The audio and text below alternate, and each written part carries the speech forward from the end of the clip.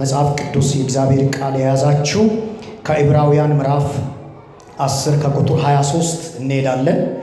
የተስፋን ቃል የሰጠው የታመነ ነውና እንዳይነቃነቅ የተስፋችንን ምስክርነት እንጠብቅ። ለፍቅርና ለመልካም ሥራ እንድንነቃቃ እርስ በርሳችን እንተያይ። በአንዳንዶች ዘንድ ልማድ እንደሆነው መሰብሰባችንን አንተው፣ እርስ በርሳችን እንመካከር እንጂ ይልቁንም ቀኑ ሲቀርብ እያያችሁ አብልጣችሁ ይህን አድርጉ ይላል። ከዚህ ከእግዚአብሔር ቃል ክፍል በመነሳት ነው ዛሬ የምንማረው። የመልእክቴም ርዕስ የሚሆነው በተስፋ ጽኑ የሚል ነው። አጠገባችሁ ውስጥ ወንድም እህታችሁን በተስፋ ጽና በሉ እስቲ። በምን እንጽና? የሰው ሁለንተና ያጠኑ ሰዎች ስለ ሰው ሁለንተና ሲተነትኑ 4 ነገሮችን ይላሉ። ያለ እህል 4 ቀን፣ ያለ ውሃ 7 ቀን፣ ያለ አየር 8 ደቂቃ፣ ያለ ተስፋ አንዲት ቅጽበት የሰው ልጅ መቀጠል አይችልም ብለው የሰው ሁለንተናን ያጠኑ ጠበብት እንደዚህ ብለው ይናገራሉ። ምን ማለት ነው? ይሄ ማለት እንግዲህ የሚያሳየው ለሰው ልጅ ተስፋ ማለት እጅግ ትልቅ ነገር እንደሆነ፣ በሕይወት ለመቆየት በሕይወት ለመቀጠል ተስፋ እጅግ በጣም ወሳኝ ነገር እንደሆነ የሚያመላክት ነገር ነው ማለት ነው። ተስፋ መቁረጥ ማለት ምን ማለት ነው ያልን እንደሆነ ተስፋ መቁረጥ የጀመሩትን እስከ ፍጻሜ ድረስ ማድረስ አለመቻል ነው። ተስፋ መቁረጥ ከመንገድ ያስቀራል። ተስፋ መቁረጥ ጥቂት ብቻ ያስኬዳል። ከጥቂት ጉዞ በኋላ ደግሞ ተስፋ መቁረጥ ያስቆማል ማለት ነው። የጀመሩትን አለመጨረስ ነው። ተስፋ መቁረጥ ማለት ከመረበሽ ያለፈ ነው። መረበሽም ነው፣ መጨነቅም ነው። ከዛ ደግሞ ያለፈ ነው። የጀመሩትን አለመፈጸም። ብዙ ጊዜ ሰዎች ሲጀምሩ ብዙ ሰዎች ያጅቧቸዋል። ብዙ ሰው አጀብ አለ በዙሪያ ላይ። በጣም ብዙ አይነት ሰዎች ሊያጅቡ ሊደግፉን ይችላሉ። ነገር ግን ደግሞ የተወሰነ ሄድ ከተባለ በኋላ ደግሞ ሰዎች ከአጠገባችን ሊጠፉ ይችላሉ። ገንዘብ ሊከዳን ይችላል። ጉልበታችንን እያጣን ልንመጣ እንችላለን። ይሄ ጊዜ ደግሞ ተስፋ መቁረጥ የሚባል ነገር ይመጣል። ለዚህም ነው ተስፋን የሰጠው እሱ የታመነ ነው። ስለዚህም የጀመርነውን መንፈሳዊ ሕይወታችንን፣ የጀመርነውን አገልግሎታችንን፣ የጀመራችሁትን የትዳር ሕይወታችሁን፣ የጀመራችሁትን የሥራ ሕይወታችሁን እስከ ፍጻሜ ድረስ ለማስቀጠል ተስፋችን እንዳይጠቃ፣ ተስፋችንን ጠላት እንዳይዋጋን ተስፋችንን መጠበቅ መቻል አለብን ማለት ነው። የመማር ተስፋ፣ የመቀጠል ተስፋ፣ በትዳር ውስጥ እግዚአብሔር ፍሬ እንደሚሰጠን፣ በትዳር ሕይወታችን እግዚአብሔር እንደሚባርከን፣ በአገልግሎታችን እግዚአብሔር እንደሚባርከን፣ ዛሬ የምናየው ነገር ከባድ ቢሆንም ቀጣዩ ደግሞ መልካም እንደሆነ፣ ቀጣዩን እግዚአብሔር መልካም እንደሚያደርግ ተስፋ በማድረግ እንድንቀጥል የእግዚአብሔር ቃል ይመክረናል። ለምን?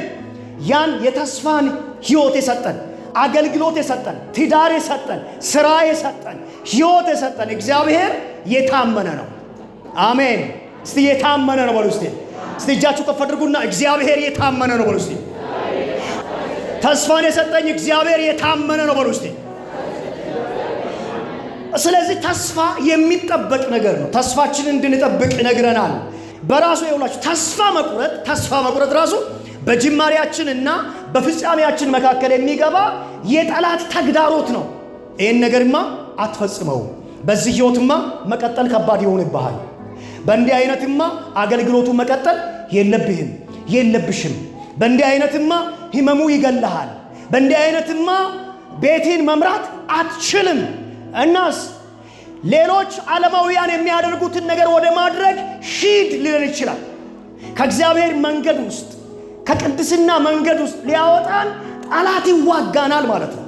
ስለዚህ ተስፋ መቁረጥ ማለት በጅማሬና በፍጻሜ መካከል የሚገባ የሰይጣን የዲያብሎስ እንቅፋት ማለት ነው። የዲያብሎስ እንቅፋት ማለት ነው። የጀመራችሁትን አትጨርሱም ብሎ የሚናገር ካለ፣ እንዲህ አይነት ድምፅ ካለ ተስፋ መቁረጥ የሚባል የጠላት እንቅፋት ነው። ዛሬ ይመታል። ዛሬ ይመታል። አሜን አሜን፣ ይመታል።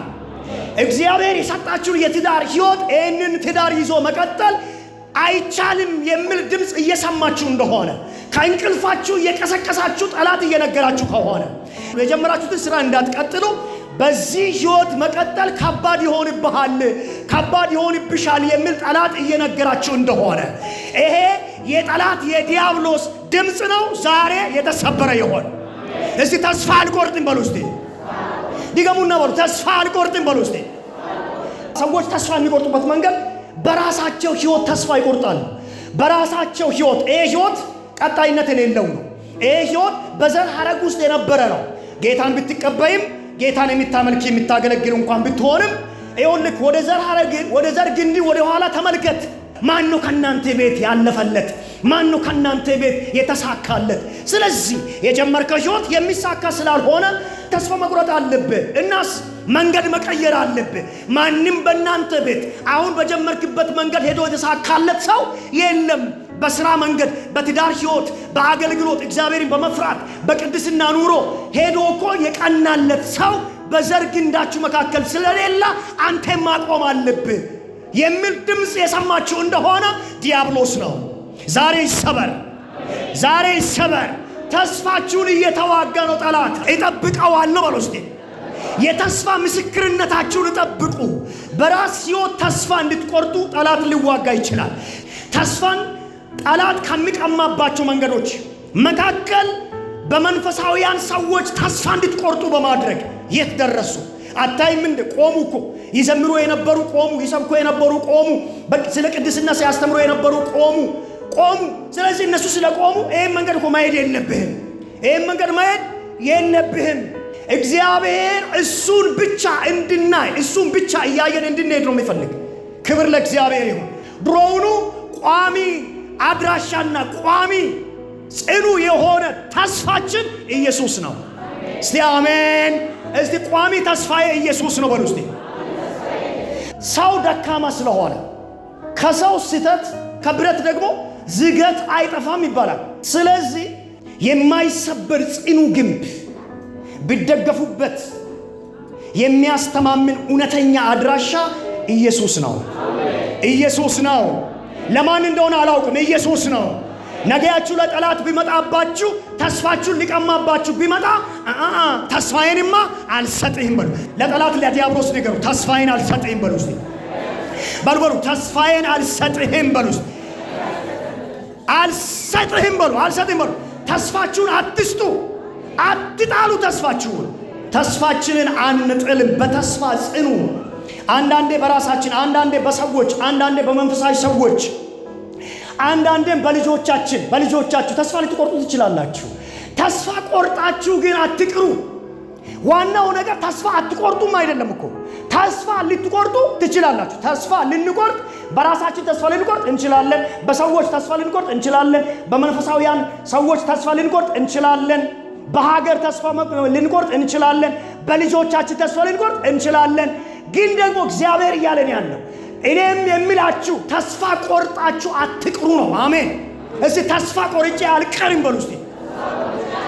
ሰይጣን ዲያብሎስ ተስፋችንን ነው የሚዋጋው። ዕውቀታችሁን አይዋጋም። ገንዘባችሁን ሲዋጋችሁ፣ ጠላት እየተዋጋችሁ ከሆነ ዕውቀታችሁን መቀማት ፈልጎ አይደለም የሚዋጋችሁ ያለው። ጠላት እየተዋጋችሁ ያላችሁ እህቶች ወንድሞች ካላችሁ ትዳራችሁ እየተዋጋ ከሆነ ትዳራችሁን እየፈልጉ አይደለም የሚዋጋችሁ፣ ተስፋችሁን ነው። በትዳራችሁ ላይ ያለውን ተስፋችሁን መቀማት ስለሚፈልግ ነው።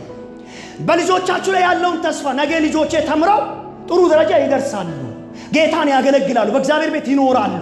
ዛሬ የማየው ይቀየራል። ዛሬ የማየው ነገር ነገ አይቀጥልም። እግዚአብሔር የኛ ቤት ተስፋ ነው። እግዚአብሔር የኛ ሕይወት ተስፋ ነው።